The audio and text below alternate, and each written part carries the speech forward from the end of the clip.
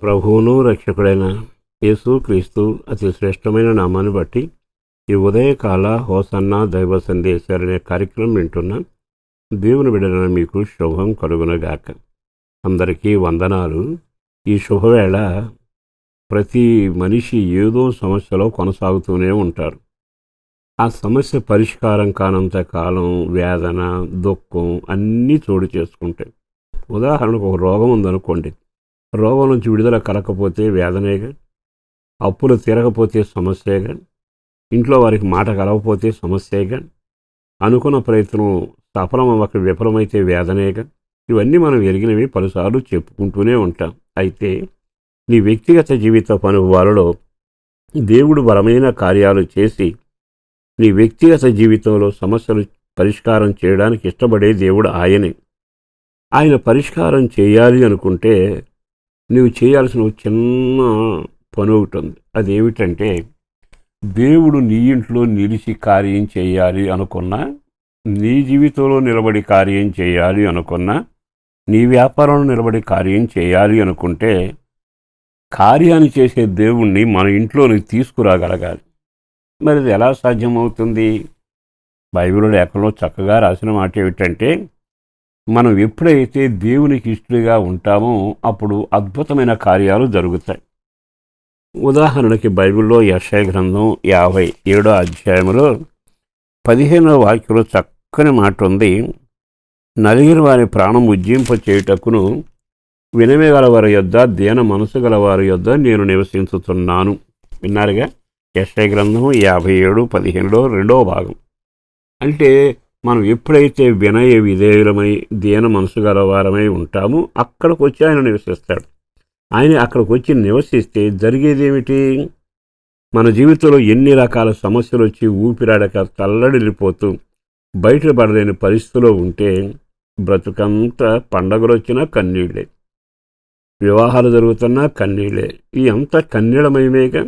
ఈ కన్నీటిలోంచి విడుదల చేసే దేవుడు నీ ఇంట్లోకి వచ్చాడు గనక, నీ మధ్యలో ఉన్నాడు గనక ఆయన ఏం చేస్తాడో తెలుసా?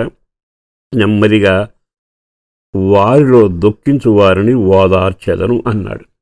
అంటే ఎవరెవరు ఏ ఏ విషయాల్లో దుఃఖపడుతున్నారో వాళ్ళని బాగా గమనించి వాళ్ళని ఓదార్చడానికి సమీపిస్తాడు.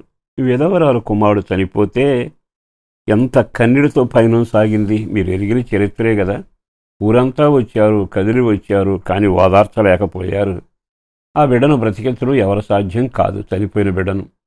అలాంటి పరిస్థితుల్లో యేసు ప్రభు ఎదురొచ్చి ఆ పాడిని మోసేవాడని ఆపి వెనకున్న విలపిస్తున్న తల్లిని చూచమ్మా, కన్నీడు విడవబాకు, ఎడవకు అని చెప్పి ధైర్యపరిచి దగ్గరగా వెళ్ళి పాడిని ముట్టి అతగాడిని పేరు పెట్టి పిలిస్తే చనిపోయిన బిడ్డ లేవడం, వెంటనే తల్లికి అప్పగించడం, అందరూ ఆశ్చర్యపోవడం, కన్నీళ్ళు వెంటనే నిడిచిపోయాయి. ఇక్కడ ఉన్న మాట ఏమిటి? వారిలో దుఃఖించు వారిని ఓదారుస్తాను. మరి విధవరాల కొడుకును లేపి దుఃఖం నుంచి విడుదల చేసిన దేవుడే మన దేవుడు కదా. ఆ ఒక్క వ్యక్తే కాదు, కారణాలు ఏమైనా కానీ దుఃఖపడడానికి చాలా కారణాలు ఉన్నాయి. కానీ ఆ దుఃఖం నుంచి నీకు విడుదల కలుగు చేస్తానన్న దేవుడు నీ ఇంట్లో ఉండగలుగుతున్నాడా? నీకెదురు రాగలుగుతున్నాడా?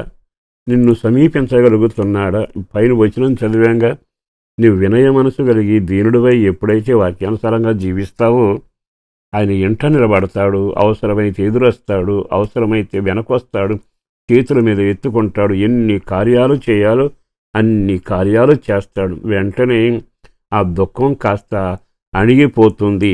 ఆవిడ ఓదార్చబడి తల ఎత్తుకుని సంతోషంతో అడుగులు వేసే అవకాశం కలుగుతూ ఉంది. ఇట్లాంటి సంఘటనలు బైబిల్లో ఎన్ని మనం చూస్తూనే ఉన్నాం.